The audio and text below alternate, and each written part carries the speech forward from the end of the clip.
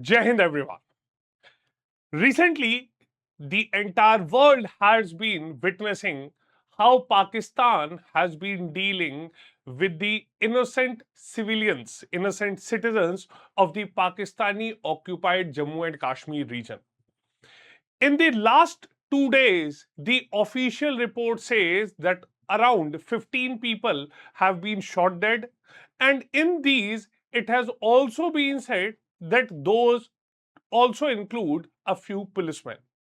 But the locals have been making claims that over 200 people have been either killed or injured within last 2 to 3 days of the peaceful protests that had started against the deprivation of basic amenities to the people of Pakistani occupied Jammu and Kashmir. Now, Pakistan has been ruling this place like the colonial rulers.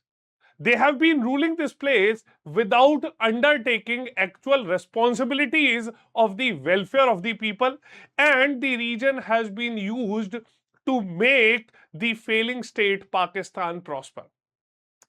In the previous times, when the Pakistan that was part of the undivided India that was being ruled by the Britishers had used the complete Indian economy to support the colonial economy. The products were being drained out of the raw material were being drained out of the country, and they were being used by the colonial rulers to support their own country. Similar has been the plight of the people of Pakistani occupied Jammu and Kashmir, wherein their resources have now been used to support the falling economy of Islamabad. As the entire world says, and even the people of Pakistan, they do realize that the entire Pakistan means the prosperity of the people living in and around the region of Punjab. Previously, they had been using the resources as well as the people of the Pakistani occupied Jammu and Kashmir, as well as the people around Baluchistan, to ensure that the failing economy and the failing government of Pakistan prospers or somehow survives.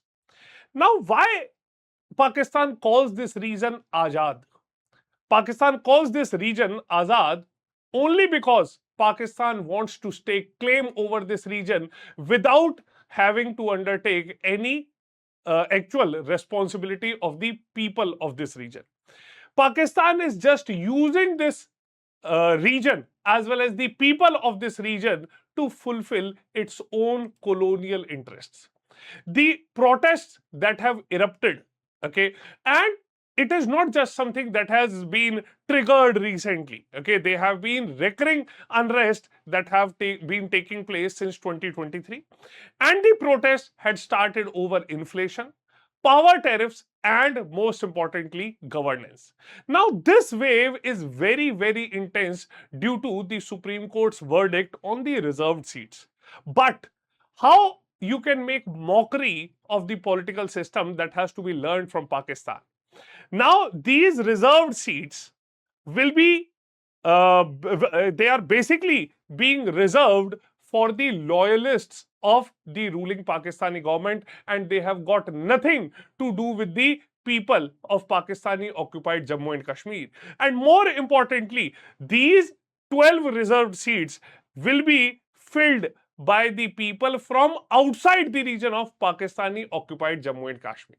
So these protests are concentrated in and around the region of Muzaffarabad, that is the capital of Pakistani occupied Jammu and Kashmir, the Rawalkot region, and the other urban centers.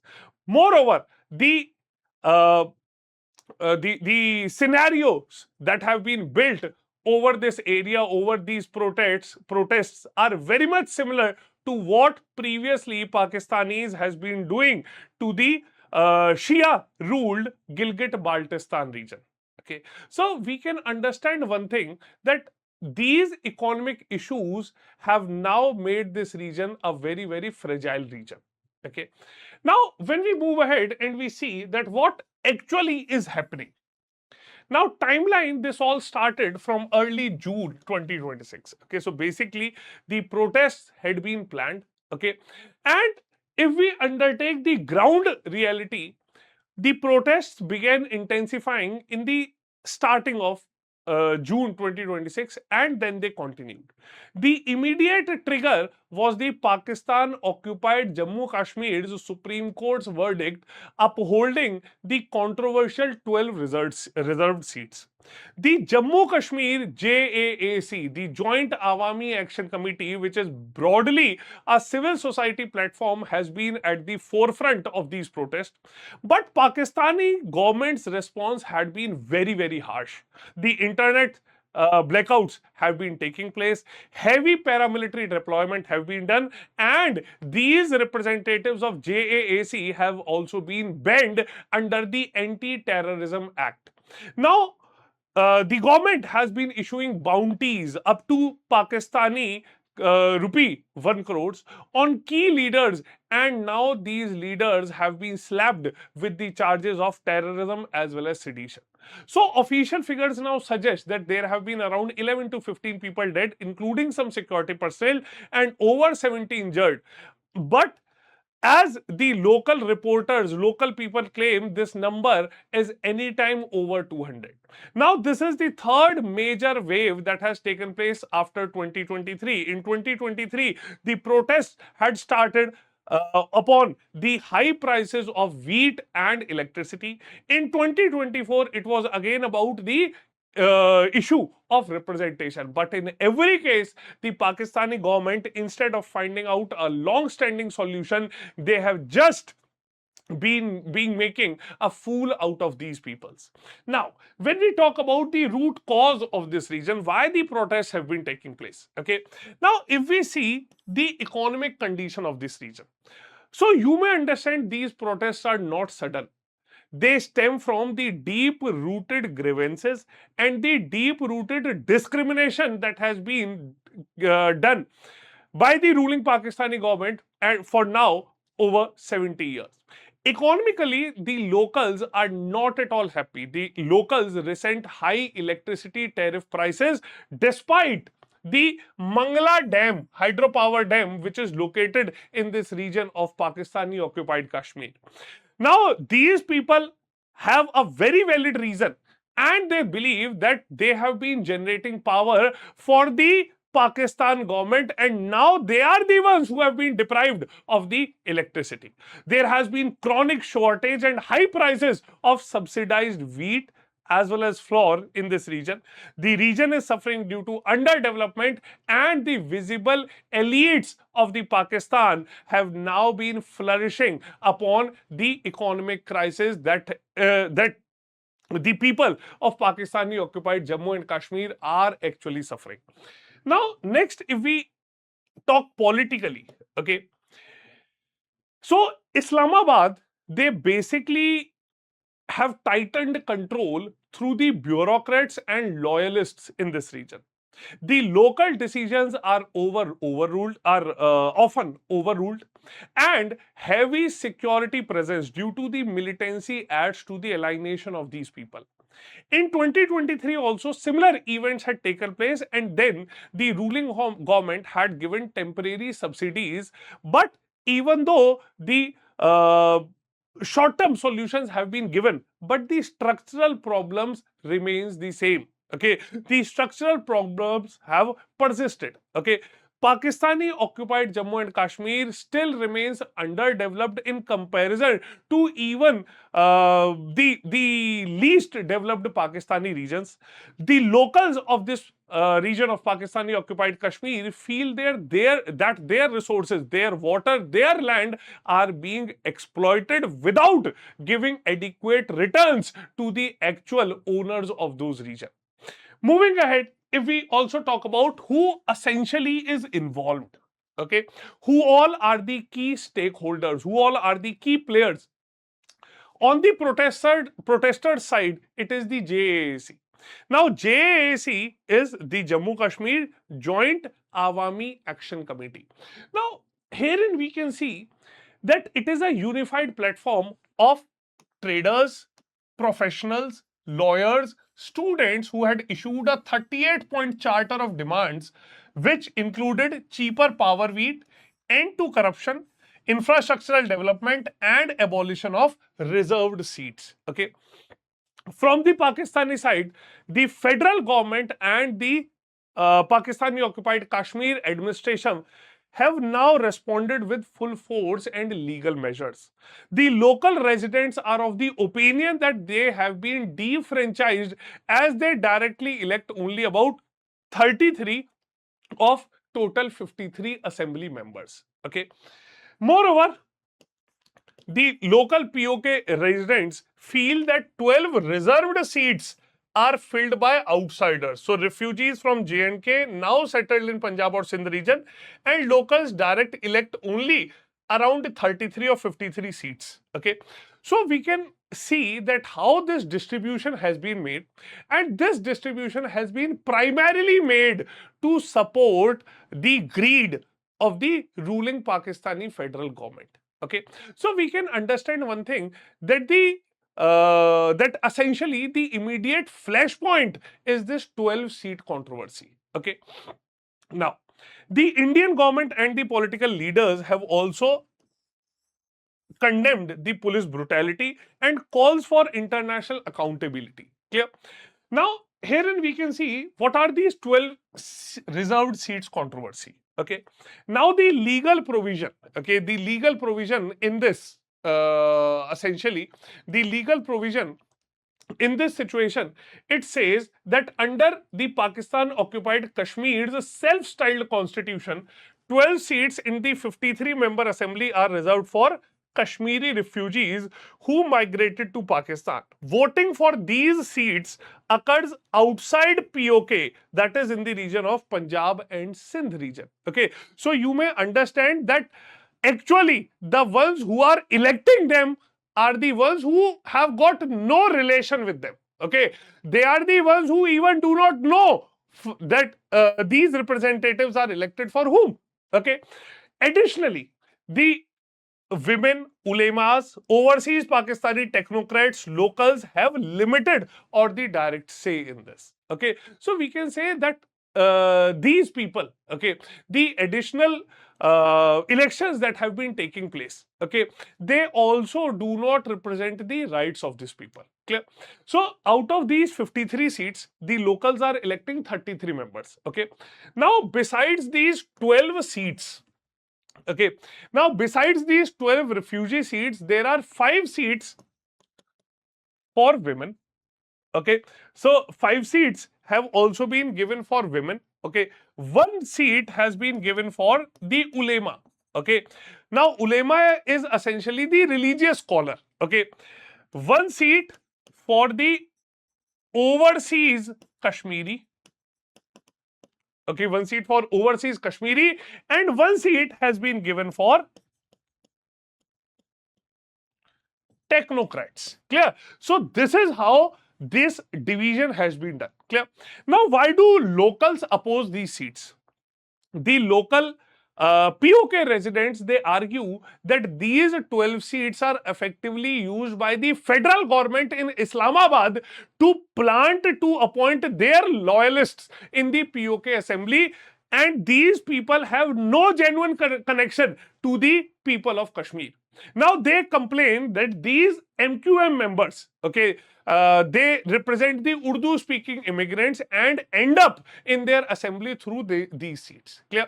There is also a very, very prominent financial grievance. Okay, the salaries and expenses of these 20 centrally controlled representatives. Okay, why 20? It is 12 plus these 8. Okay, now the salaries and expenses of these 20 centrally elected representatives are funded from PoK's budget, even though local voters have no say in appointing them. Okay, so the local voters, even though have no say, still they are the ones who are bearing the expenses of these 20 people. Okay, now this is something not new. Okay, we have seen that similar unrest And similar situation has been meted out to the people of Gilgit-Baltistan also. Okay, the people of Gilgit-Baltistan have similar grievances. Okay, underdevelopment. Elections recent, we have seen the Gilgit-Baltistan elections faced rigging. Okay, now sectarian dimensions, large Shia population, and there have been periodic sectarian violence. Strategic importance. Now, Gilgit-Baltistan is only being used by Pakistan to fulfill its own economic greed. Okay, we have seen that the CPEC. Okay, since Pakistan has openly acknowledged it being a slave of China, an economic slave of China, primarily due to the ambitions of China, the Gilgit-Baltistan region is suffering. Okay, now CPEC passes through Gilgit-Baltistan and Pakistan avoids full provincial status to keep disputed narrative alive internationally, because it is only then, okay, it is only with the support of China that Pakistan could be able to control this region. Next, what is India's position? India opposes OPEC in the occupied territory. Now, that territory that actually belongs to India, okay, Pakistan has now pledged that territory for the Chinese. Okay, so we can see that it is basically these regions are there to fulfill the economic greed as well as the strategic requirements of Pakistan. Okay, next, if we see India's position in international ecos, okay, now India official stance, okay, India has officially condemned the police brutality and had urged the international community to hold Pakistan accountable on this. The legal position of India remains the same. The entire Jammu and Kashmir and Ladakh, including the Pakistan occupied Kashmir and the Gilgit-Baltistan, are integral part of India. And essentially, we have seen the 1994 Parliament resolution plus the instrument of accession, they claim the same. Okay. Now, if we have a look upon the honesty of India, India has been keeping those seats vacant. Okay. And India has not been making any undue claim over them. Clear? So, nextly, if we can see, India rejects any material changes, elections, CPEC, demographic changes in this occupied territory. And the UK-based PoK diaspora has been raising voice, and some UK MPs have been urging dialogues and human rights discussions over the same. Now, in this entirely, we can see that India has always been very, very proactive diplomatically post the abrogation of Article 370. And India has been showcasing better governance and development in the region that is under being governed by the Indian government. So herein the now the people that have been displaced from this region, they have started comparing the development of the Pakistani occupied Kashmir with the Indian Jammu and Kashmir, and they now feel that this is the high time that they should also align with the Indian government or the governance under India, which is effectively a visionary governance. Okay, the people have realized that the Pakistani occupied Jammu and Kashmir region is nothing but a secondary treatment, but a region that is being given secondary treatment by the ruling government of Pakistan. Moreover, it has not been about one political party. All the political parties have been doing the same. Okay, whether we talk about the region of Gilgit-Baltistan or about the region of this Pakistani occupied Jammu and Kashmir, or even about the state of Baluchistan. Okay, now in this region, what is the way forward for India? Okay, now diplomatically, India has been raising the human rights violation, abusing issues of Pakistan's colonial approach. The issue has been raised at various UN platforms, and this also contrasts with the democratic progress that has been taking place in the Indian Jammu and Kashmir. Strategically, India continues to oppose CPEC on Indian territory and strengthen border infrastructure and international security. As previously we have seen that various measures India has been taking to now ensure that that this entire region of Pakistan occupied Jammu and Kashmir becomes more approachable for the security forces as well as for the Indian government. Okay. Secondly, the narrative. Now, Pakistan, even though calls it Azad Kashmir, okay, but if we have a look over the hypocrisy of Pakistan, okay, or this Azad Kashmir myth, okay, now this region has been long awaiting its due, okay. Now we can see that it denies the very rights it claims to fight for. Okay, the voice of the people is now being suppressed, and the Pakistani government has been doing everything other than development for the welfare of these people. Okay, now this unrest is episodic and unlikely to change Pakistan's core policy, but it will weaken their Kashmir narrative globally. This is something for sure. Okay, moreover, the long term solution or long term way forward for India is that it must keep maintaining its firm position on the full accession and monitor the unrest. Okay, and it has been sure that Pakistan would not be doing anything for the people of these region. Okay, so to summarize all of these things, these protests are primarily driven by economic hardships and demands for genuine representation. Okay, even though these protests are not pro-India or separatism, but these protests are towards the demand of these are towards the humanitarian demands. Okay, now they starkly expose Pakistan governance failure in occupied territories, and this reinforces India's legal and moral claim over this region. Now there is a risk of further escalation because the elections are due in the month of July. Clear? So we have seen that the supporters in these region, even when we are talking about the reserved seats, which are the main point of trigger, okay, the supporters of this reservation have drawn very clear comparisons that India too has reserved seats in the J&K assembly for people displaced from Pakistan occupied territories. However, the crucial difference between India and Pakistan is that India has been acting in a more morally correct way in comparison to what Pakistan has been doing in the morally corrupt way. India still keeps those seats vacant, unlike Pakistan, which actively fills them and exploits them. Okay, so rather than addressing the core grievances, Pakistan's response has been repressive. Okay, JAC has been banned and its leaders have been booked under very stringent charges, including sedition. Okay, moreover, this crackdown, even though has drawn the international attention, okay, but some concrete action now has to be taken. Okay, some solution now has to be found out. Okay, even though India has been strongly protesting the recent developments that are taking place in the Pakistan occupied Kashmir, as well as the elections that took place in the Gilgit-Baltistan region, but now the international community must come together in order to support the humanitarian demands of these people.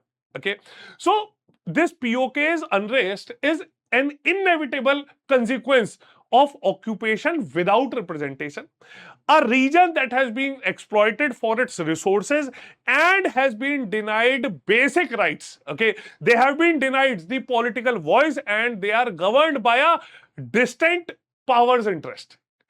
Now these protests have spread across PoK and the Gilgit-Baltistan, and the crisis underscores the challenge of managing contested territories through coercion rather than dialogue.